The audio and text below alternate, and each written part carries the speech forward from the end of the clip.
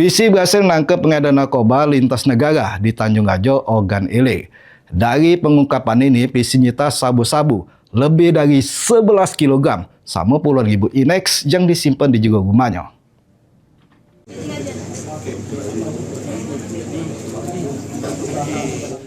Ditgas Narkoba Polda Sumsel berhasil mengungkap kasus peredaran narkoba lintas negara dengan menangkap pelaku Zainal Abidin, 56 tahun, warga Tanjung Ajo, Ogan Ilir.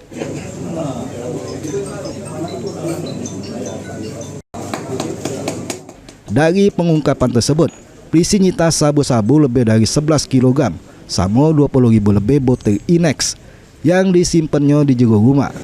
Bahkan anak bininya tahu tentang penyimpanan barang haram tersebut.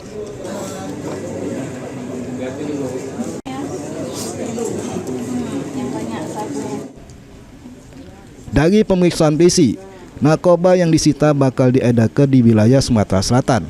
Pelaku merupakan pemain narkoba skala internasional lintas negara dari wilayah Timur Tengah.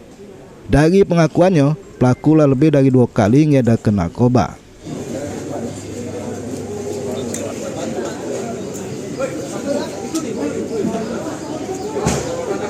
Sampaikan bahwa untuk TKP-nya di Ogan Ilir, tepatnya di Tanjung Raja, di mana ini kita bisa mengungkap 11 kilo lebih sabu dan 20.650 butir ekstasi dari tersangka ZN.